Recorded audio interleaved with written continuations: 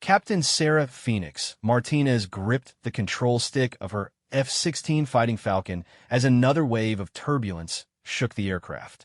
The desert sun blazed through her cockpit canopy, casting long shadows across the endless expanse of sand below. She was flying her 100th mission over hostile territory, but today felt different. Today, she could hear the doubt in the radio chatter from the ground control tower. "Phoenix, this is Tower Base. We have a developing situation. Large enemy force approaching grid Charlie 7. Intelligence suggests heavy armor and approximately 500 infantry units. We need immediate air support." Sarah's jaw tightened. 500 soldiers were trapped in a valley with limited escape routes. The enemy had them surrounded, and without air support, those men would not make it home to their families. She pressed the radio button and responded with the calm professionalism that had become her trademark. "Tower Base, this is Phoenix. I copy 500 friendlies in need of close air support. What other assets do we have available?" There was a pause that lasted too long. When the voice came back, it carried a weight that made Sarah's stomach drop. "Phoenix, you're our only available asset in the area. All other squadrons are engaged or too far out. Those soldiers are counting on you." Sarah had trained for moments like this her entire career. She had graduated top of her class from the Air Force Academy. She had completed fighter pilot training with distinction. She had logged more combat hours than most pilots twice her age. But none of that seemed to matter to the men who questioned whether a woman belonged in the cockpit of a fighter jet. Growing up in a small town in Texas, Sarah had always been fascinated by aircraft. While other girls her age were playing with dolls, she was building model airplanes and reading every aviation magazine she could find. Her father, a mechanic at the local airport, would take her to watch planes take off and land. She would stand at the fence for hours, watching the pilots taxi their aircraft with precision and skill. "Daddy, I want to fly those planes someday," she had told him when she was 8 years old. Her father had smiled and ruffled her hair. "Princess, you could be anything you want to be, but flying fighter jets is dangerous work. Maybe you should think about becoming a commercial pilot instead." Even her own father had doubts about her chosen path. But Sarah was determined. She studied hard in school, focusing on mathematics and science. She joined the ROTC program in high school and earned a scholarship to the Air Force Academy. Every step of the way, people told her she was making a mistake. During her first week at the academy, her roommate had looked at her with confusion. "Why would you want to fly fighters? Don't you want to have a family someday? Fighter pilots are gone all the time." Sarah had learned to ignore the questions and focus on her training. She pushed herself harder than anyone else in her class. When other cadets went to parties, she stayed in the library studying aerodynamics and aircraft systems. When they slept in on weekends, she was at the gym building the physical strength necessary to handle the G-forces of high-speed flight. Her determination paid off. She finished first in her pilot training class and was selected for fighter aircraft. But even then, the challenges continued. During her first assignment to a fighter squadron, several of the male pilots made it clear they did not think she belonged there. "Flying fighters is not a game," Martinez, Squadron Commander Colonel James Hawk Thompson, had told her during her first week. "When things get tough up there, we need pilots who can handle the pressure. We cannot afford to have someone who might crack under stress." The implication was clear. He thought women were too emotional, too weak to handle combat situations. Sarah had heard these arguments before. She knew the statistics that were thrown around by critics of women in combat roles. They said women lacked the physical strength, the mental toughness, the killer instinct necessary for warfare. But Sarah also knew something else. She knew that flying was not just about physical strength or aggression. It was about precision, intelligence, adaptability, and the ability to make split-second decisions under extreme pressure. These were qualities that had nothing to do with gender. Her first combat deployment had been to Afghanistan. The mission was to provide close air support for ground troops engaged in fighting against Taliban forces. Sarah had been nervous, but she was ready. She had trained for this moment for years. The first few missions went smoothly. Sarah flew with experienced pilots who showed her the ropes of combat flying. She learned to identify targets from high altitude, to coordinate with ground controllers, and to deliver ordnance with precision. But she could tell that some of the other pilots were watching her carefully, waiting for her to make a mistake. The test came during her 15th mission. A convoy of American soldiers had been ambushed in a narrow valley. The enemy had positioned themselves on high ground and were raining down gunfire on the trapped vehicles. The ground commander was calling frantically for air support. Sarah and her wingman, Captain Mike Viper Rodriguez, were the closest aircraft to the scene. As they approached the area, Sarah could see muzzle flashes from the enemy positions and smoke rising from one of the damaged vehicles. "Phoenix, Viper, this is Groundhog 6, came the urgent voice of the ground commander. "We have heavy contact from multiple positions on the ridgeline. We need to take out those gun positions, but be careful. We have friendlies very close to the target area." This was exactly the kind of situation that required precision and calm thinking. The enemy positions were dangerously close to the American soldiers. One mistake could result in friendly fire casualties. Sarah studied the battlefield through her targeting system, identifying each enemy position and calculating the safest approach for her attack run. "Viper, this is Phoenix," she called to her wingman. "I have eyes on multiple targets. I recommend we take the northern positions first, then work our way south. That will give our guys the best chance to move to cover." Viper's response carried a hint of skepticism. "Phoenix, are you sure about that? Maybe we should wait for additional guidance from the ground." Sarah understood his hesitation. This was a complex situation, and any pilot would want to be absolutely certain before engaging. But the longer they waited, the more danger the soldiers on the ground faced. She could hear the urgency in the ground commander's voice as he called for immediate support. "Negative, Viper. Those soldiers need help now. I have a clear picture of the battlefield. Follow my lead." Sarah rolled her aircraft into a steep dive, lining up her first target. She could feel the G-forces pressing against her body as she pulled the aircraft through the attack run. At exactly the right moment, she released her ordnance and pulled up sharply to avoid ground fire. The explosion erupted precisely on target, silencing one of the enemy gun positions. Sarah immediately began setting up for her next attack, while Viper followed her lead and engaged another target. The other pilots in her squadron began to respect her skills, though some still harbored doubts about women in combat roles. The real test of acceptance came during a particularly difficult mission 6 months into her deployment. Sarah was flying as part of a 4-ship formation tasked with destroying a high-value target deep in enemy territory. Intelligence indicated that a senior Taliban commander was meeting with foreign fighters in a compound located in a heavily defended area. The mission required flying through sophisticated air defense systems and delivering precision strikes on a target surrounded by civilian buildings. It was exactly the kind of high-stakes operation that separated experienced combat pilots from rookies. As the formation approached the target area, they encountered heavier resistance than expected. Enemy fighters launched surface-to-air missiles, forcing the American pilots to take evasive action.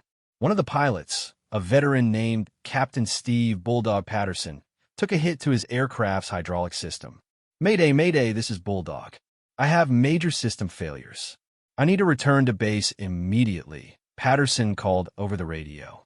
This left the formation one aircraft short for a mission that was already extremely challenging. The flight leader, Major Tom Razor Williams, had to make a quick decision about whether to abort the mission or continue with reduced numbers. Sarah keyed her radio and spoke with confidence. "Razor, this is Phoenix. I can take Bulldog's target assignment. We can still complete this mission." There was a moment of silence before Razor responded. Sarah knew he was weighing the risks. Asking her to take on additional responsibilities in such a dangerous environment was a significant decision. "Phoenix, are you certain you can handle both target sets? This is not the time for heroics."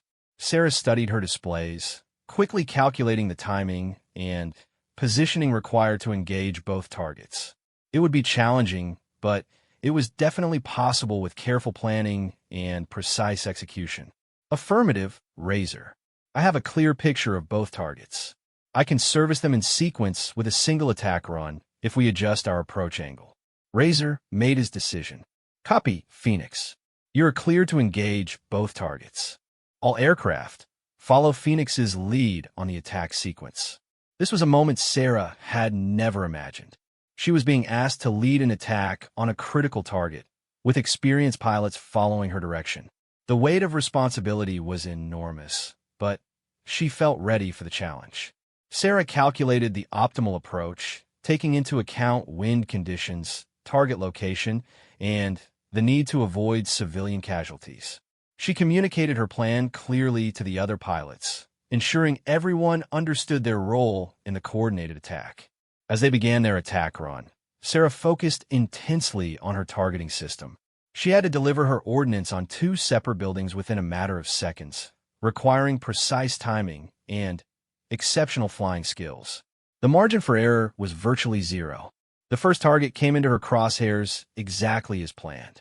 Sarah released her first set of bombs and immediately adjusted her flight path for the second target. She could hear ground-based air defense systems tracking her aircraft, but she maintained her focus on the mission. The second target appeared in her sights just as she had calculated.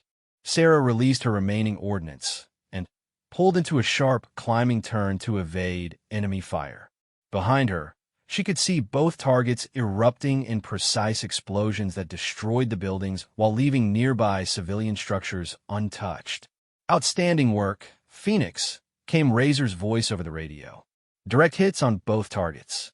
Mission accomplished. As the formation headed back to base, Sarah felt a sense of accomplishment that went beyond the successful completion of the mission. She had been tested under the most challenging circumstances possible and had proven that she belonged in the cockpit of a fighter aircraft. But even after missions like this, Sarah continued to face skepticism from some quarters.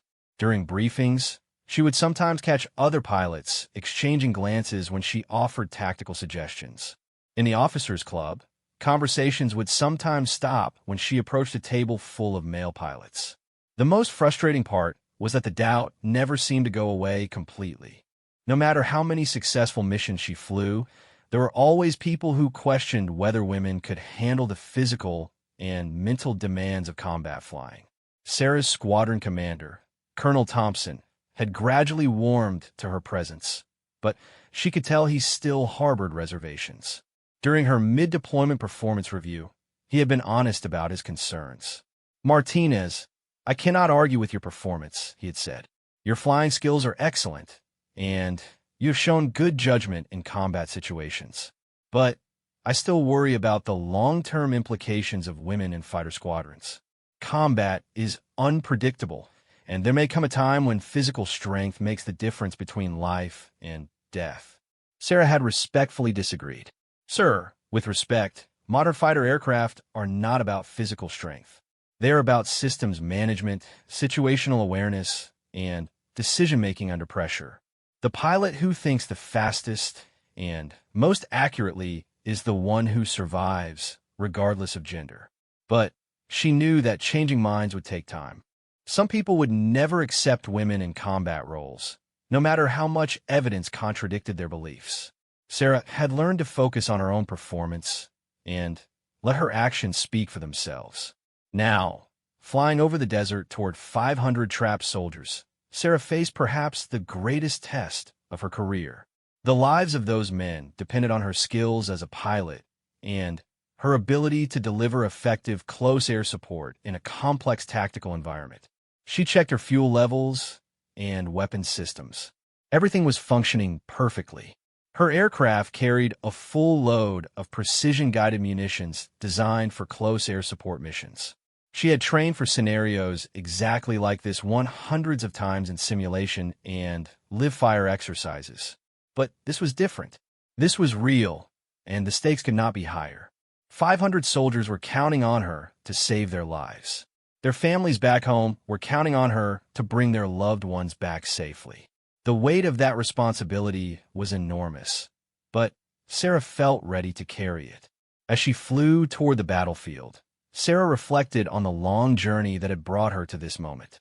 Every person who had doubted her abilities, Every obstacle she had overcome, every hour of training she had endured had prepared her for this mission.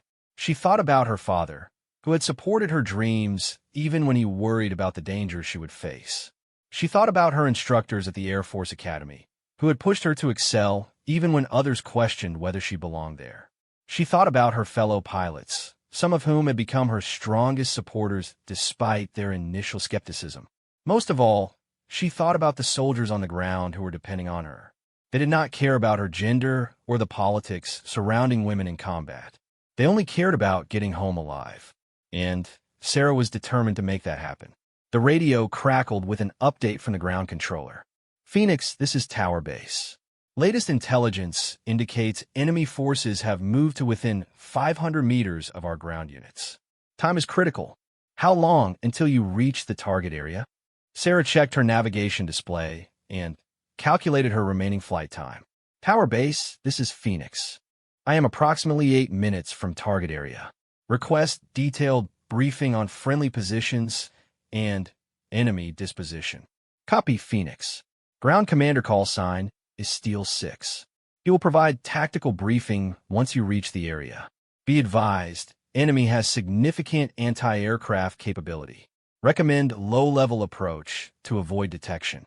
Sarah acknowledged the transmission and began planning her approach to the battlefield. Flying low would reduce her chances of being detected by enemy radar systems, but it would also limit her ability to see the overall tactical situation. She would have to rely on information from the ground commander to identify targets and avoid friendly fire incidents. As she flew closer to the combat zone, Sarah began to see smoke rising from multiple locations on the horizon. The battle was already underway, and from the amount of smoke, it was clear that the fighting was intense. She could only imagine what the soldiers on the ground were experiencing. Sarah had never been in ground combat herself, but she had talked to enough infantry soldiers to understand the terror of being pinned down by enemy fire. The feeling of helplessness as bullets whistled overhead and explosions shook the ground around you.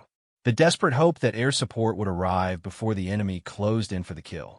Those soldiers were depending on her to be their guardian angel, their lifeline to survival.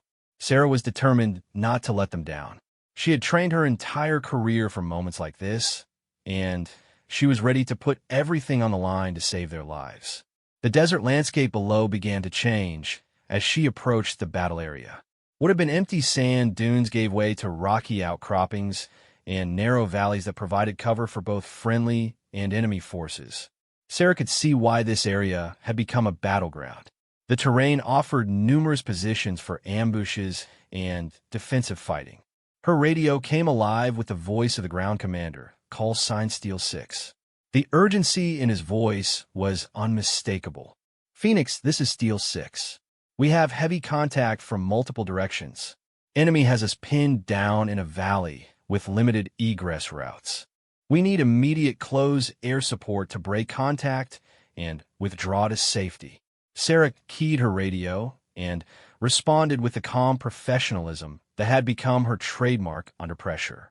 Steel 6, this is Phoenix. I am 2 minutes from your location.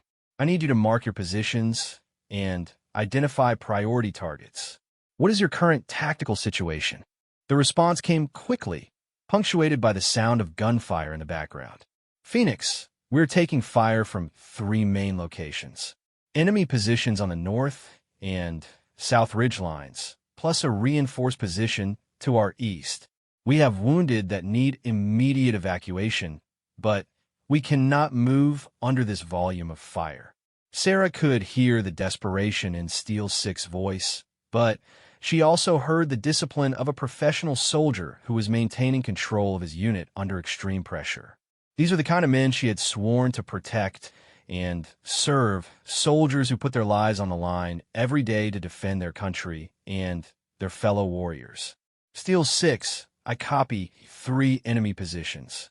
Can you mark your location for me? I need to establish positive identification before I can engage. Phoenix, I am popping orange smoke to mark our position. Do you see the orange smoke in the valley floor?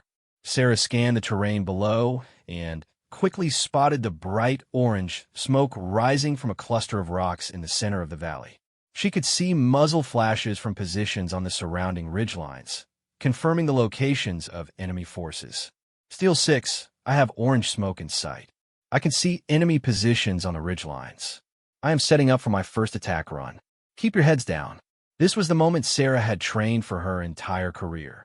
500 soldiers were counting on her to deliver precise, effective fire support that would allow them to break contact with the enemy and move to safety. There was no room for error, no second chances. She had to get this right the first time. Sarah rolled her F-16 into a steep banking turn, setting up her attack run on the northern ridgeline. Through her targeting system, she could see the enemy positions clearly defined against the rocky terrain. Muzzle flashes erupted from at least 6 different locations, creating a deadly crossfire that trapped the soldiers below. The enemy had chosen their positions well. The ridgelines provided excellent cover and clear fields of fire into the valley where Steel 6 unit was pinned down. Sarah calculated the distance between the enemy positions and the friendly forces. The margin for error was dangerously small, but she had trained for exactly this type of close air support mission. Steel 6, this is Phoenix. Beginning my attack, run on the northern positions. Danger close. Keep all personnel in covered positions. Sarah lined up her first target and began her dive.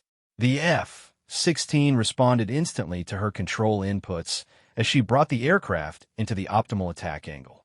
She could feel the familiar pressure of G-forces as the aircraft accelerated downward, but her focus remained completely on the targeting display. At exactly the right moment, Sarah squeezed the trigger and released a precision-guided missile toward the largest enemy position. She immediately pulled the aircraft into a sharp climbing turn to avoid ground fire, while keeping her eyes on the target area. The explosion erupted exactly where she had aimed, silencing several enemy weapons and sending debris cascading down the rocky slope. But Sarah knew this was just the beginning. She still had multiple targets to engage, and the enemy would now be aware of her presence. "Good hit, Phoenix," came the excited voice of Steel 6. "You nailed that position. We can see enemy personnel running for cover." Sarah was already setting up for her second attack run when her threat warning system began to sound. Enemy surface-to-air missiles were tracking her aircraft. She immediately began evasive maneuvers, releasing chaff and flares to confuse the incoming missiles. The first missile passed harmlessly to her left as her countermeasures did their work. But Sarah knew there would be more. The enemy clearly had significant air defense capabilities, making her job much more dangerous and complex. "Phoenix, be advised we are tracking multiple SAM sites in your area," came the warning from Tower Base. "Recommend you maintain low altitude and use terrain masking to avoid detection." Sarah acknowledged the warning and adjusted her tactics. Instead of making high-altitude attack runs, she would have to stay low and use the natural terrain to hide her aircraft from enemy radar systems. This would make targeting more difficult, but it was the only way to survive in a heavily defended environment. As Sarah maneuvered for her next attack, she reflected on how different this mission was from anything she had experienced during training. The simulators could replicate the technical challenges of flying and weapon delivery, but they could not recreate the psychological pressure of knowing that real lives hung in the balance. Every decision she made in the next few minutes would determine whether 500 soldiers made it home to their families or became casualties in a foreign land. The weight of that responsibility was unlike anything she had ever experienced. But Sarah found herself drawing strength from the trust that Steel 6 and his men had placed in her abilities. "Phoenix, this is Steel 6. Enemy forces on the South Ridge are maneuvering to flank our position. We need immediate strikes on that location, or we will be overrun." Sarah could hear the increasing urgency in the ground commander's voice. The tactical situation was deteriorating rapidly, and without immediate air support, the surrounded unit would face complete annihilation. She swung her aircraft toward the southern ridgeline, staying low to avoid detection by enemy air defense systems. Through her targeting system, she could see enemy soldiers moving along the rocky terrain, clearly preparing for an assault on the trapped Americans. This attack would be even more challenging than the first. The enemy positions were closer to the friendly forces, and Sarah would have to deliver her weapons with absolute precision to avoid causing friendly casualties. One small mistake could kill American soldiers instead of saving them. Steel 6, I have visual on enemy movement south of your position. This will be danger close. I need all your personnel to stay in hard cover. Copy, Phoenix. All units are in covered positions. You're cleared hot. Sarah began her attack dive, focusing intensely on her targeting system. She could see individual enemy soldiers moving between rock formations, and she carefully selected her aim point to maximize damage to enemy forces while minimizing risk to the Americans. At the last possible moment, she released her ordnance and pulled into another sharp, climbing turn. Behind her, the hillside erupted in a series of explosions that sent enemy soldiers scrambling for whatever cover they could find. Outstanding, Phoenix. Steel 6's voice carried relief and excitement. Direct hit on the enemy assault force. You have bought us some breathing room. But Sarah knew the battle was far from over. She still had enemy positions to the east, and her fuel and ammunition were beginning to run low. Each attack run consumed precious resources that she would need to complete the mission and return safely to base. As she maneuvered for her next attack, Sarah's mind drifted back to a conversation she had with her squadron commander just before this deployment. Colonel Thompson had called her into his office to discuss her role in the upcoming mission. Martinez, he had said, I want you to understand the situation you will be facing out there. This is not a training exercise. When soldiers call for air support, their lives are literally in your hands. Are you prepared for that kind of responsibility? Sarah had looked him straight in the eye and answered without hesitation. Sir, I've been preparing for this responsibility my entire career. I will not let our soldiers down. Now, flying over a battlefield where 500 lives hung in the balance, Sarah was proving the truth of those words. Every hour of training, every simulated mission, every challenge she had overcome had led to this moment. The radio crackled with another update from Steel 6. Phoenix, enemy reinforcements are approaching from the east. We can see vehicles and additional personnel moving into positions. Time is running out for us down here. Sarah checked her remaining fuel and weapons. She had enough for maybe 2 more attack runs before she would be forced to return to base for refueling. Whatever she accomplished in the next few minutes would have to be decisive. Steel 6, I copy enemy reinforcements. What is your status on casualties and ammunition? Phoenix, we have multiple wounded who need immediate evacuation. We are running low on ammunition and cannot hold this position much longer. We need you to clear a path for our withdrawal. This was exactly the kind of situation that separated good pilots from great ones. Sarah had to quickly analyze the entire battlefield situation and develop a plan that would allow the trapped soldiers to escape to safety. She studied the terrain carefully, looking for the best route for the ground forces to withdraw while identifying the enemy positions that posed the greatest threat to that withdrawal. She would have to prioritize her remaining weapons to maximum effect. Steel 6, I recommend you prepare to move on my signal. I'm going to hit the eastern positions first to clear your withdrawal route. Then, provide cover as you move toward the extraction point. Copy, Phoenix. We are ready to move on your command. Sarah lined up her attack on the eastern enemy positions, where reinforcements were moving into place for what appeared to be a final assault on the trapped Americans.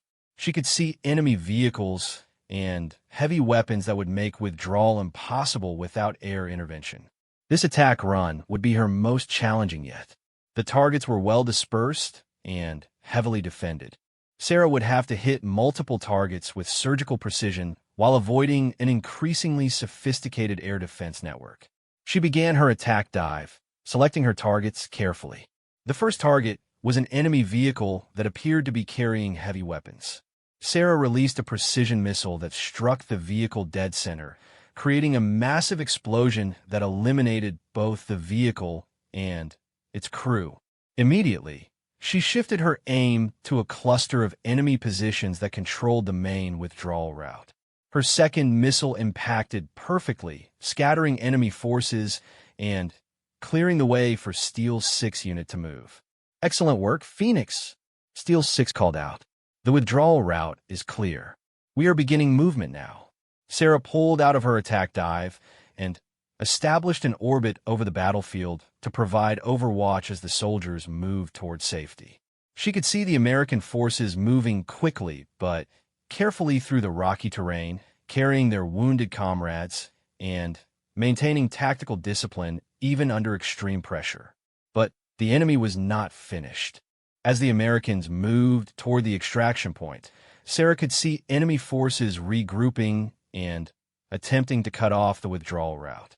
She would have to use her last remaining weapons to keep the escape route open. "Steel 6, you have enemy forces moving to intercept your withdrawal. I am engaging them now." Sarah rolled into her final attack dive, knowing that this would be her last chance to influence the battle. She had to make every shot count, using her remaining ammunition to maximum effect. The targets were moving fast across the rocky terrain, making precise targeting extremely difficult. Sarah had to lead her targets like a hunter tracking a moving animal, calculating their speed and direction to place her weapons exactly where they needed to be. She released her last missile at the largest group of enemy forces threatening the withdrawal route. The explosion scattered the enemy soldiers and temporarily disrupted their pursuit of the escaping Americans. "Phoenix, this is Steel 6. We have reached the extraction point safely. Thank you for saving our lives. You are a guardian angel." Sarah felt a surge of relief and pride as she heard those words. She had accomplished what many people thought was impossible. A female pilot had successfully rescued 500 trapped soldiers from certain death, proving once and for all that gender had nothing to do with courage, skill, or the ability to perform under pressure. But Sarah's mission was not over yet. She still had to return safely to base, and she was now operating with minimum fuel and no remaining weapons. The flight back would be just as dangerous as the combat mission she had just completed. As she turned toward base, Sarah reflected on the events of the past hour. She had faced the ultimate test of her abilities as a combat pilot and had emerged victorious. More importantly, 500 American soldiers were alive because of her actions. The radio crackled with a transmission from Tower Base. "Phoenix, outstanding work on that mission. All ground forces are safely extracted. You have permission for priority landing due to low fuel state." Sarah acknowledged the transmission and began her approach to the airfield. As she lined up for landing, she could see emergency vehicles and ground crews waiting for her arrival. Word of her successful mission had apparently spread quickly throughout the base. As the wheels of her F-16 touched down on the runway, Sarah felt a mixture of exhaustion and exhilaration. She had just completed the most important mission of her career, and she had proven that all the doubters and critics had been wrong. After taxiing to the parking area and shutting down her engines, Sarah climbed out of her cockpit to find a crowd of people waiting for her. Ground crew members, fellow pilots, and base personnel had gathered to congratulate her on the successful mission. Among the crowd was Colonel Thompson, her squadron commander who had once questioned whether women belonged in fighter cockpits. As Sarah approached, he extended his hand with a look of genuine respect and admiration. "Martinez," he said, "that was exceptional flying. You save a lot of lives today, and you have my complete respect and confidence." Sarah shook his hand and replied simply, "Thank you, sir. I was just doing my job." But even as she said those words, Sarah knew that she had done much more than just her job. She had shattered barriers and changed perceptions. She had proven that excellence in combat has nothing to do with gender and everything to do with training, skill, and determination. Over the following days, news of Sarah's heroic mission spread throughout the military and eventually to the media back home. She became a symbol of the changing role of women in the armed forces and an inspiration to young girls who dreamed of following in her footsteps. But for Sarah, the most important recognition came from the soldiers she had saved. Steel 6 and his men sent her a letter expressing their gratitude, and making it clear that they did not care about her gender. They only cared that she had risked her life to save theirs. The letter read, "Captain Martinez, you flew into harm's way to rescue us when no one else could. You showed courage, skill, and dedication that earned our eternal respect. In our eyes, you're not a female pilot or a male pilot. You are simply the best pilot we have ever seen." Sarah kept that letter in her flight suit pocket for the rest of her deployment. Whenever she faced doubt or criticism, she would remember the words of those soldiers and the lives she had saved on that day over the desert. The mission also marked a turning point in attitudes toward women in combat roles. Sarah's success became a case study in military academies and pilot training programs around the world. Her actions provided concrete evidence that women could perform at the highest levels of combat aviation. But perhaps more importantly, Sarah's mission opened doors for the next generation of female pilots. Young women entering military service no longer had to wonder if they would be accepted in combat roles. Sarah had proven that the only things that mattered were competence, courage, and commitment to the mission. As Sarah continued her deployment, she noticed a change in how she was treated by her fellow pilots and ground personnel. The skeptical glances and whispered doubts disappeared, replaced by genuine respect and acceptance. She had earned her place through her actions, not through special treatment or lowered standards. The transformation was most evident in Colonel Thompson, who became one of Sarah's strongest advocates. During her end-of-deployment evaluation, he wrote, "Captain Martinez has demonstrated exceptional skill, courage, and leadership under the most challenging circumstances. She has my highest recommendation for any combat assignment and represents the finest traditions of military aviation." Sarah's success also had a profound impact on military policy regarding women in combat. Her mission became Exhibit A in arguments for expanding opportunities for female service members in all combat specialties. Defense Department officials pointed to her performance as evidence that gender-based restrictions were based on outdated assumptions rather than military necessity. But for all the recognition and policy changes that resulted from her mission, Sarah remained focused on her primary duty, flying combat missions and supporting the soldiers on the ground. She understood that her actions had significance beyond her individual performance, but she never lost sight of the fundamental purpose of her job. During her remaining time in theater, Sarah flew dozens of additional combat missions with the same precision and dedication that had characterized her rescue of Steel's 6th Unit. She continued to prove, mission after mission, that her heroic performance had not been a fluke, but rather the natural result of exceptional training and unwavering commitment. When Sarah finally returned home from her deployment, she was greeted as a hero. Military leaders, politicians, and media figures wanted to meet the female pilot who had saved 500 soldiers and changed perceptions about women in combat. But Sarah remained humble about her accomplishments. In interviews, she consistently emphasized that she had been doing her job and that her gender was irrelevant to her performance. She wanted the focus to remain on the capabilities and professionalism of all military personnel, regardless of gender. "I did not save those soldiers because I am a woman," she would say. "I saved them because I am a well-trained combat pilot who is committed to accomplishing the mission. That is what matters in combat: training, skill, and dedication to your fellow service members." Sarah's story became an inspiration to women throughout the military and beyond. Young girls who had never considered military careers began to see new possibilities for their futures. Military recruiters reported increased interest from women seeking combat roles in all branches of service. The impact extended beyond the military. Sarah's story was taught in leadership courses at corporations and universities as an example of how barriers can be broken through excellence in performance. Business leaders pointed to her example when discussing the importance of judging people based on their capabilities rather than their demographics. Years later, when Sarah was asked to reflect on the mission that had defined her career, she always returned to the same themes. Excellence knows no gender. Courage is not limited by demographics. When lives are on the line, The only thing that matters is the ability to get the job done. Those 500 soldiers did not care if their rescue came from a male pilot or a female pilot, Sarah would say. They cared about getting home to their families.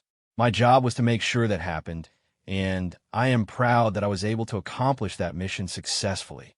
The desert mission that had begun with doubt and skepticism had ended with proof that competence and courage are the only qualifications that matter in combat.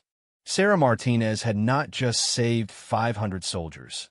She had opened doors for countless women who would follow in her footsteps, proving once and for all that the sky truly was the limit. 3 months after the desert rescue mission, Captain Sarah Martinez stood in the briefing room of her home base, facing a room full of reporters and military officials. The Pentagon had decided to publicly recognize her actions, hoping to demonstrate the military's commitment to gender equality and combat effectiveness. Sarah shifted uncomfortably as cameras flashed and reporters shouted questions. This kind of attention was exactly what she had hoped to avoid. She had joined the military to serve her country, not to become a poster child for women's rights or military policy debates. Captain Martinez called out a reporter from the front row. How does it feel to be the first woman to single-handedly rescue such a large number of soldiers? Sarah looked directly at the camera and spoke with the same calm professionalism she used in the cockpit. I appreciate the recognition, but I want to be clear about something. I was not the first woman capable of completing this mission. I was simply the first woman who happened to be in the right place at the right time with the right training. The reporter pressed further. But surely you understand the significance of your accomplishment for women seeking combat roles in the military. Sarah paused before answering, choosing her words carefully. I hope my actions demonstrate that gender is not a factor in combat effectiveness. What matters is training, skill, and commitment to the mission. Those qualities exist in both male and female service members.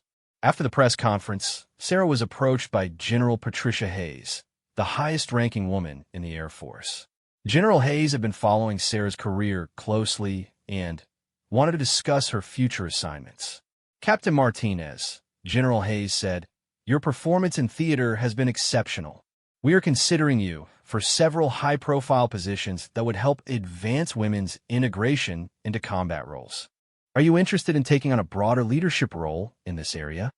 Sarah respected General Hayes enormously, but she was hesitant about taking on assignments based primarily on her gender rather than her qualifications as a pilot. "Ma'am, I appreciate the opportunity, but I would prefer to be considered for positions based on my skills as an aviator rather than my value as a symbol." General Hayes smiled knowingly. "Captain, I understand your perspective because I felt the same way early in my career. But sometimes serving as a symbol is part of serving your country. Your visibility in these roles could open doors for hundreds of women who come after you." This conversation forced Sarah to consider aspects of her career that she had never wanted to think about. She had always focused purely on being the best pilot she could be, but now she was being asked to consider her broader impact on military culture and policy. Over the following weeks, Sarah received numerous requests for interviews, speaking engagements, and special assignments. Military academies wanted her to speak to cadets.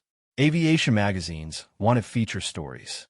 Congressional committees wanted her testimony on women in combat roles. Sarah accepted some of these requests, but she was selective about which ones aligned with her goals and values. She wanted to use her platform responsibly, focusing on the importance of training and professionalism rather than gender-based arguments. During a speaking engagement at the Air Force Academy, Sarah addressed an auditorium full of cadets, both male and female. She could see the mix of admiration and skepticism in their faces as she took the podium. "When I was sitting where you are now," she began, "I never imagined that people would be interested in my gender rather than my flying skills. I thought that if I worked hard enough and performed well enough, my gender would become irrelevant." A female cadet raised her hand. "Ma'am, has your gender become irrelevant?" Sarah considered the question carefully. In the cockpit, during combat operations, Gender is completely irrelevant. The aircraft responds to skill and training, not chromosomes. The enemy shoots at you based on your threat level, not your demographics. But outside the cockpit, in terms of career opportunities and institutional acceptance, gender still matters more than it should. A male cadet asked, "Do you think the military has lowered standards to accommodate women in combat roles?" This was the question Sarah had been asked dozens of times, and it always frustrated her. The standards I met to become a fighter pilot were exactly the same as those met by every male pilot in my squadron. I graduated first in my class from pilot training not because standards were lowered, but because I worked harder than anyone else to meet those standards. After the presentation, Sarah was approached by several female cadets who wanted advice on pursuing combat roles. One young woman, Cadet Jennifer Walsh, seemed particularly determined. "Ma'am," Cadet Walsh said, "I want to be a fighter pilot, but my family thinks it is too dangerous for women. How do I convince them that I can handle it?" Sarah remembered having similar conversations with her own family years earlier. "Jennifer, the only way to convince anyone is through your performance. Focus on being the best aviator you can be, and let your actions speak for themselves. Do not try to prove that women can do it. Just prove that you can do it." This conversation reminded Sarah of her own journey and the obstacles she had overcome to reach this point. She remembered the skeptical looks from instructors, the whispered doubts from classmates, and the constant pressure to prove herself over and over again. But Sarah also recognized that the women following her would face fewer obstacles than she had encountered. Her success, along with that of other pioneering women in combat roles, was gradually changing institutional attitudes and opening new opportunities. Several weeks later, Sarah received orders for her next assignment. She would be joining an elite squadron responsible for training combat pilots in advanced tactics. The position was based on her exceptional performance record and would give her the opportunity to influence the next generation of aviators. The assignment came with the rank of major and recognition as one of the most skilled tactical instructors in the Air Force. Sarah was proud that the selection had been based purely on her professional qualifications rather than any desire to showcase women in prominent roles. When Sarah arrived at her new assignment, she found herself working with some of the most experienced and respected pilots in the military. These were men and women who had proven themselves in combat multiple times and who valued competence above all other considerations. Major David Torch Harrison, the squadron commander, welcomed Sarah personally when she arrived. "Major Martinez, your reputation precedes you. We are excited to have someone with your combat experience and tactical knowledge on our team." Sarah appreciated that Major Harrison focused on her professional qualifications rather than her gender. This was exactly the kind of environment she thrived in, one where performance was the only thing that mattered. Her first assignment was to develop a new training program for close air support missions, drawing on her extensive combat experience. Sarah threw herself into the work, designing realistic scenarios that would prepare pilots for the complex challenges of supporting ground forces in combat. The training program she developed became known for its demanding standards and realistic scenarios. Pilots who completed Sarah's course were considered among the best prepared aviators in the military for close air support missions. One of Sarah's most challenging students was Captain Robert "Spike" Johnson, a talented but arrogant pilot who made it clear that he did not think he needed to learn anything from a female instructor. During his first training flight with Sarah, Captain Johnson attempted to show off his flying skills by performing aggressive maneuvers that were inappropriate for the training scenario. Sarah calmly observed his performance and then provided detailed feedback during the debrief. "Captain Johnson," she said, "your aircraft handling skills are excellent, but your tactical decision-making needs improvement.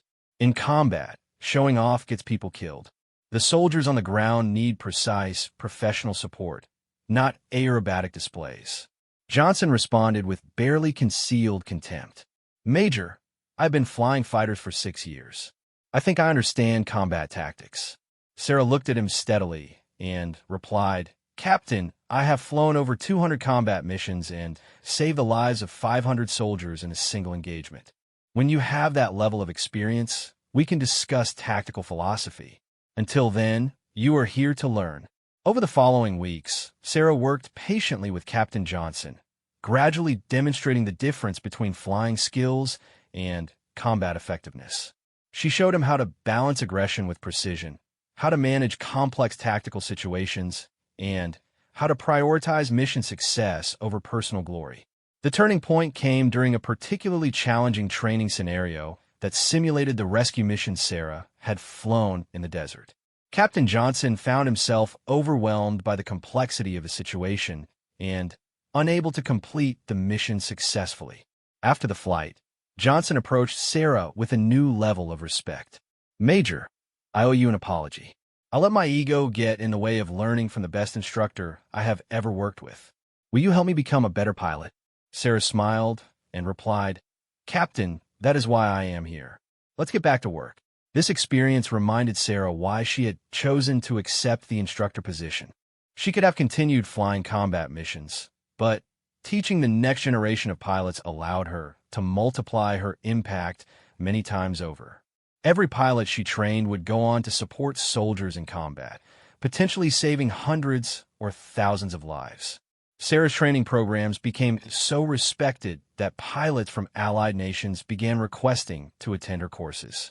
She found herself working with aviators from Britain, Australia, Canada, and other countries that were also integrating women into combat roles.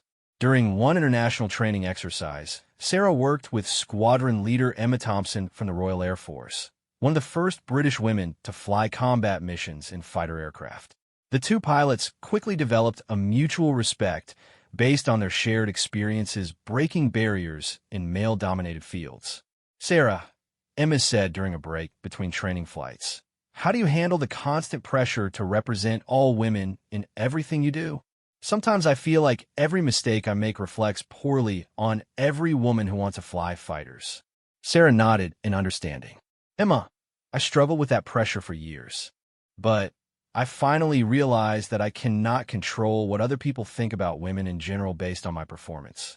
I can only control my own actions and strive to be the best pilot I can be."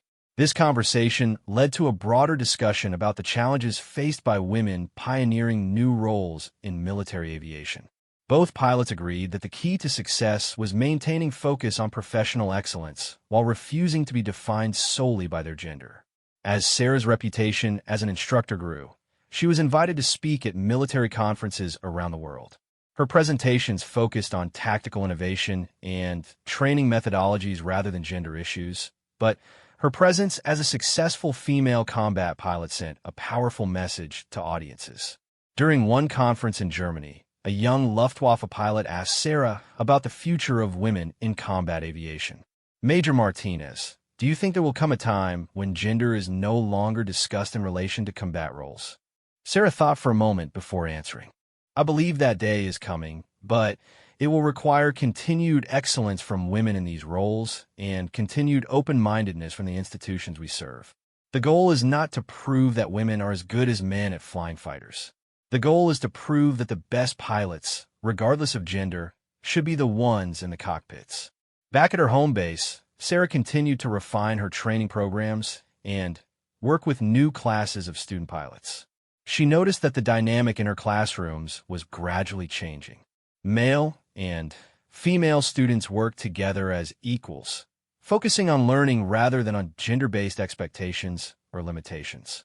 This evolution was particularly evident in a conversation Sarah overheard between two male students after a particularly challenging training flight.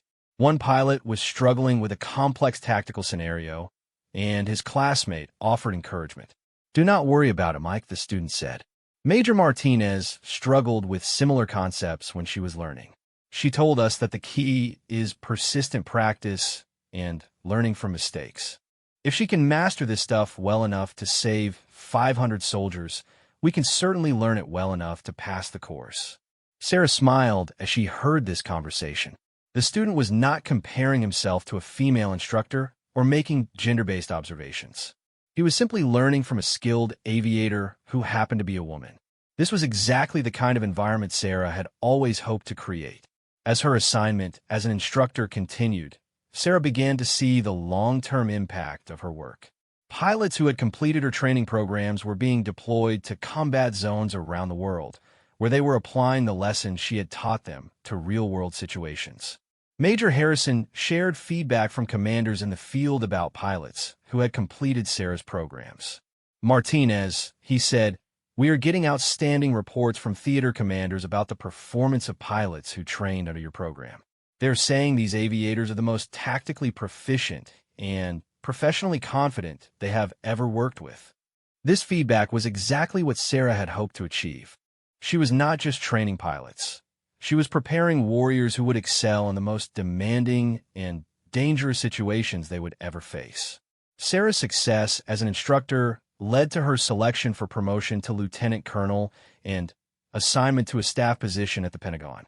The new role would involve developing Air Force-wide policies for combat training and tactical development.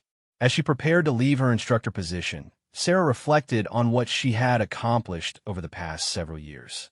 She had proven herself in combat, trained hundreds of new pilots, and helped change institutional attitudes about women in combat roles. But perhaps most importantly, Sarah had remained true to her original goal of being judged solely on her professional competence. She had never sought special treatment or asked for accommodations based on her gender. She had simply worked to be the best pilot and instructor she could be.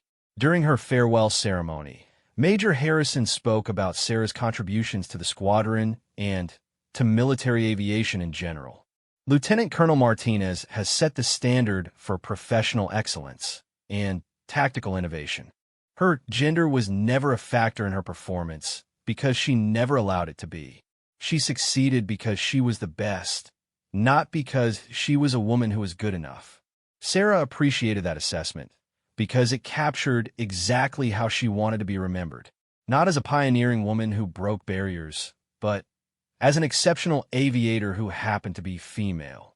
As she packed her personal belongings and prepared to move to Washington, Sarah thought about the young women who were currently sitting in classrooms at the Air Force Academy, dreaming of becoming fighter pilots. Thanks to the work of Sarah and other pioneering women, those dreams were no longer impossible fantasies. They were achievable goals for anyone with the talent, dedication, and courage to pursue them. The transformation that had begun with skeptical looks and whispered doubts had evolved into institutional acceptance and genuine equality of opportunity. Women were no longer fighting for the right to prove themselves in combat roles. They were simply preparing to serve their country in whatever capacity their skills and interests led them. Sarah's journey from doubted female cadet to respected combat veteran and instructor represented more than just individual achievement. It represented the evolution of an institution that had learned to value competence over demographics and performance over prejudice. As she drove away from the base for the last time, Sarah felt proud of what she had accomplished, but even prouder of what she had helped make possible for the women who would follow in her footsteps. The sky was truly the limit, and gender would no longer be a factor in determining who could reach it. 10 years after her famous desert rescue mission, Lieutenant Colonel Sarah Martinez walked through the halls of the Pentagon as the newly appointed Director of Combat Aviation Training for the entire Air Force. Her office walls displayed photos from her career, receiving her pilot wings, standing beside her F-16, accepting commendations for combat service, and training new generations of aviators. But the photo that meant the most to her showed 500 soldiers at a reunion ceremony, all of them alive, and, well, because of the mission she had flown years earlier.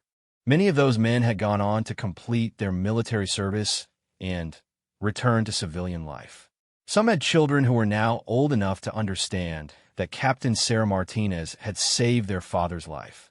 Sarah's new position carried enormous responsibility. She was tasked with developing training standards and policies that would affect thousands of pilots across all Air Force commands. The irony was not lost on her that a woman who had once been questioned about her ability to handle the pressure of combat was now responsible for preparing all combat pilots for the challenges they would face. Her first major assignment was to chair a comprehensive review of pilot training programs in response to changing global threats and evolving combat requirements. The committee included some of the most experienced combat veterans in the Air Force, both male and female, who would help shape the future of military aviation. During the first committee meeting, Sarah addressed the group with characteristic directness.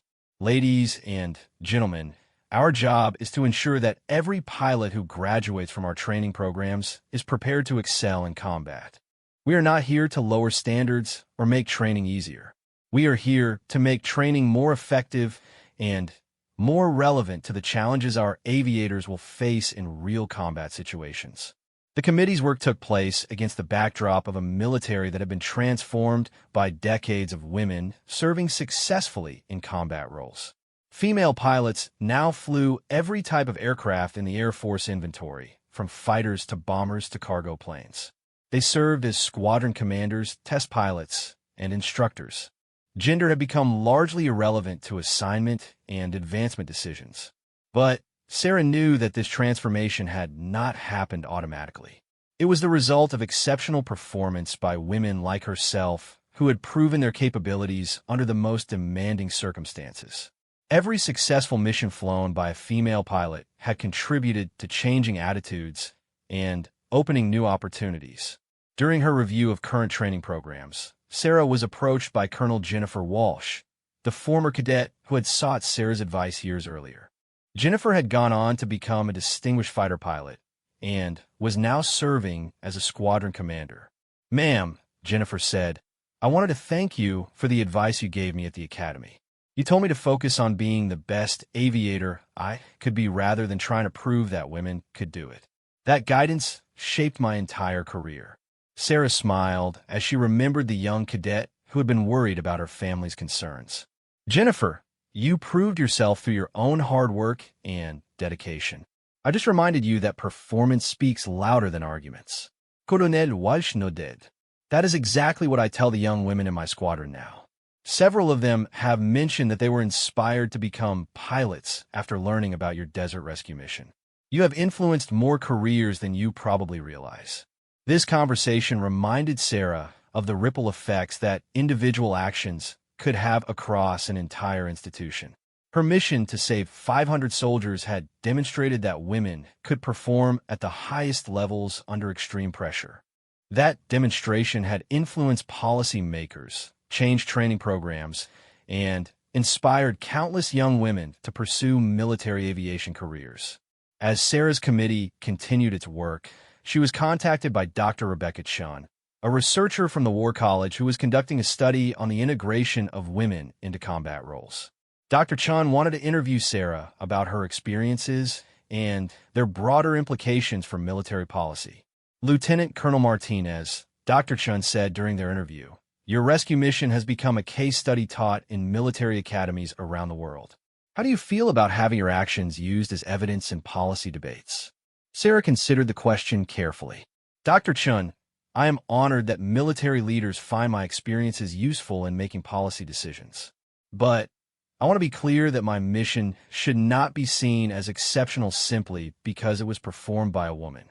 It should be seen as an example of what happens when you train pilots to the highest standards and give them the tools they need to succeed." Dr. Chun pressed further. "But surely you recognize that your gender made your success more significant in terms of changing institutional attitudes."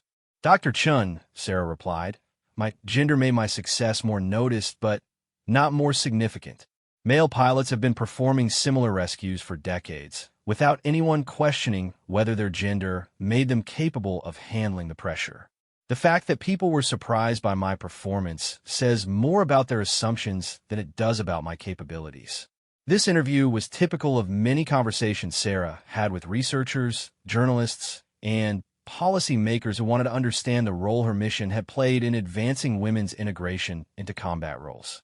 Sarah was always careful to emphasize that individual performance, rather than gender-based arguments, was the key to institutional change. Meanwhile, Sarah's committee was making significant progress in their review of pilot training programs. They identified several areas where training could be improved to better prepare aviators for modern combat challenges. These improvements included more realistic simulation training, enhanced decision-making exercises, and better integration between air and ground forces. One of the most important recommendations was to standardize close air support training across all pilot specialties. Sarah's combat experience had demonstrated the critical importance of precise coordination between air and ground forces, and she wanted to ensure that all pilots were prepared for these complex missions. During a briefing to senior Air Force leadership, Sarah presented the committee's findings and recommendations. General Patricia Hayes, who is now the Air Force Chief of Staff, listened carefully as Sarah outlined the proposed changes. Lieutenant Colonel Martinez, General Hayes said, "These recommendations represent a significant investment in training infrastructure and resources. How do we justify this expense to Congress and the public?" Sarah had anticipated this question and was prepared with a comprehensive answer. "Ma'am, the cost of improved training is minimal compared to the cost of losing aircraft and aircrew due to inadequate preparation. Every pilot who graduates from our programs represents a multi-million-dollar investment in training and equipment. We owe it to them and to the soldiers they support to provide the most effective training possible." The briefing was successful, and Sarah's recommendations were approved for implementation across the Air Force. This represented a significant professional accomplishment and demonstrated that her influence extended far beyond her individual flying career. As the new training programs were being developed, Sarah was contacted by Captain Michael Rodriguez, the son of her former wingman from her early combat deployments. Michael had recently graduated from pilot training and was requesting assignment to fighters. "Ma'am," Michael said during their conversation, "my father told me about flying with you during your first deployment. He said you taught him that flying fighters was about precision and intelligence, not just aggression. I wanted to let you know that I have tried to model my flying career on those principles." This conversation highlighted the multi-generational impact of Sarah's approach to military aviation. The lessons she had learned and taught were being passed down to new pilots who would carry them forward into future conflicts. Sarah's influence was also evident in the changing demographics of pilot training programs. Women now comprised nearly 30% of new pilot trainees, and they were succeeding at the same rates as their male counterparts. More importantly, their gender was no longer a topic of discussion or concern among instructors or fellow students. During a visit to a pilot training base, Sarah observed a mixed-gender flight of students practicing formation flying. The instructor, a male major, provided feedback to each student based solely on their performance, making no distinction between male and female trainees. After the flight, Sarah spoke with the instructor about his observations of gender integration in pilot training. "Major Thompson," she asked, "do you see any differences in how male and female students approach their training?" Major Thompson considered the question. "Ma'am, I see differences between individual students based on their backgrounds, personalities, and learning styles. But I have not observed any consistent patterns based on gender. Some of my best students have been women, and some of my most challenging students have been men. It really comes down to individual motivation and aptitude." This response was exactly what Sarah had hoped to hear. Gender had become just another demographic characteristic, like height or eye color, that had no bearing on professional evaluation or career opportunities. Sarah's success in her Pentagon role led to her selection for promotion to colonel and assignment as the commander of a major pilot training base. This position would put her in charge of training hundreds of new pilots each year and would give her direct influence over the future of military aviation. When she assumed command of the training base, Sarah addressed the entire organization during a change of command ceremony. Her speech focused on the mission of training exceptional aviators rather than on her personal journey or the historical significance of her appointment. "Ladies and gentlemen," she said, "our job is to transform civilians into combat-ready aviators who can excel in any situation. We do this by maintaining the highest standards, providing the most realistic training possible, and instilling the values of professionalism, courage, and service. Every student who graduates from this program will carry our reputation with them into combat. Let's make sure that reputation is one of excellence. Under Sarah's command, the training base achieved the highest graduation rates and performance scores in its history. Her emphasis on realistic training and high standards produced pilots who were exceptionally well prepared for combat assignments. One of Sarah's most innovative programs was the establishment of mixed-gender training flights from the very beginning of pilot training. Previous programs had sometimes separated male and female students during initial training phases, but Sarah believed this was counterproductive. If we want our graduates to work effectively in mixed-gender squadrons, she explained to her staff, we need to train them in mixed-gender environment from day one. Gender integration should be natural and seamless, not something they have to adjust to after graduation. This approach proved highly successful. Graduates from Sarah's program integrated more quickly into operational squadrons and demonstrated better teamwork and communication skills than pilots from programs that maintained gender separation during training. Sarah's innovations at the training base caught the attention of military leaders from allied nations. She was invited to share her methods with training organizations around the world, helping to establish new standards for pilot preparation globally. During one international conference, Sarah was approached by Air Marshal Victoria Hamilton from the Royal Australian Air Force. Colonel Martinez, Air Marshal Hamilton said, "Your training methods have revolutionized how we think about pilot preparation. Would you consider a temporary assignment to help us redesign our training programs?" Sarah was honored by the invitation and worked with Air Force leadership to arrange a 6-month exchange assignment.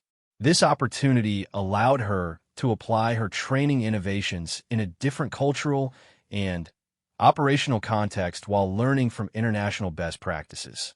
The exchange assignment was highly successful and led to the adoption of Sarah's training methods by air forces around the world.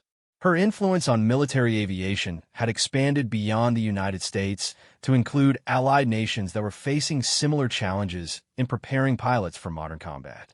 When Sarah returned to the United States, she was selected for promotion to Brigadier General and assignment as the Deputy Commander of Air Education and Training Command. This position made her responsible for all pilot training programs across the Air Force and put her in line for even higher leadership positions. As she reflected on her career during her promotion ceremony, Sarah thought about the journey from skeptical cadet to senior general. She had achieved success by focusing relentlessly on professional excellence while refusing to be limited by other people's assumptions about gender and capability. But Sarah's proudest accomplishment was not her personal success. It was the transformation she had helped bring about in military aviation. Women now served successfully in every role, at every level, and in every type of aircraft. Gender had become irrelevant to professional opportunity and advancement. During the promotion ceremony, Sarah was introduced by General Hayes, who spoke about the impact of Sarah's career on the entire Air Force. Brigadier General Martinez has not just broken barriers, General Hayes said. She has eliminated them entirely. The pilots training under her programs do not see gender when they look at their instructors or their classmates. They see professionals who are committed to excellence. After the ceremony, Sarah was approached by a young girl who had attended with her family. The girl, who appeared to be about 10 years old, shyly asked for an autograph. General Martinez, the girl said, "I want to be a fighter pilot when I grow up. My mom says you prove that girls can do anything boys can do." Sarah knelt down to the girl's level and smiled. "Young lady, I did not prove that girls could do anything boys can do. I proved that good pilots can accomplish amazing things when they work hard and never give up. If you want to be a fighter pilot, focus on studying math and science, staying in good physical shape, and always doing your best. Your gender will not hold you back if you are willing to do the work." As Sarah stood and watched the girl walk away with her autograph, she realized that this conversation represented the ultimate success of her career. This young girl was not asking if women could be fighter pilots. She was asking how to become one herself. The question of capability had been settled long ago. Sarah's final assignment came as a 2-star general, serving as the commander of Air Education and Training Command. In this role, she was responsible for all pilot training programs across the Air Force and oversaw the preparation of thousands of new aviators each year. Under her leadership, the Air Force achieved unprecedented levels of diversity and inclusion while maintaining the highest training standards in its history. Sarah's approach had proven that excellence and inclusion were not competing goals, but complementary objectives that strengthened the entire organization. When Sarah retired from active duty after 30 years of service, she left behind a legacy that extended far beyond her individual accomplishments. She had helped transform an institution, changed countless lives, and proven that barriers existed only in people's minds. At her retirement ceremony, Sarah was honored by the presence of many of the soldiers she had rescued during her famous desert mission.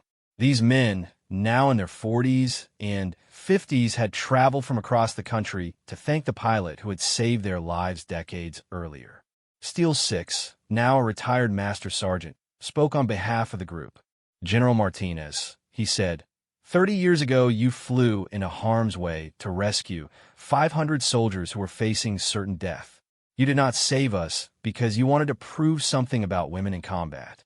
You saved us because you were a warrior who would not abandon fellow Americans in their hour of need. That is how we will always remember you." As Sarah looked at the faces of these men and their families, she realized that this was the true measure of her career success. Not the barriers she had broken or the policies she had influenced, but the lives she had saved and the people she had inspired to serve their country with honor and distinction. Years later, when military historians studied the integration of women into combat roles, they identified Sarah Martinez's desert rescue mission as a turning point. But Sarah knew that the real transformation had occurred gradually through the accumulated excellence of hundreds of women who had refused to be limited by other people's expectations. The little girl who had asked for her autograph eventually did become a fighter pilot, graduating at the top of her class and serving with distinction in combat. She never faced the doubts and skepticism that had challenged Sarah's generation because those barriers had been eliminated by the women who came before her. Sarah's story had become part of Air Force history, but more importantly, it had become irrelevant.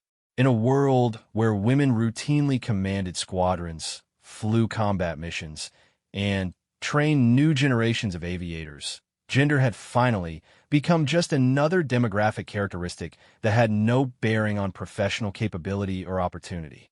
The transformation was complete. The sky truly had no limits, and anyone with the courage, skill, and determination to reach for it could achieve their dreams of flight.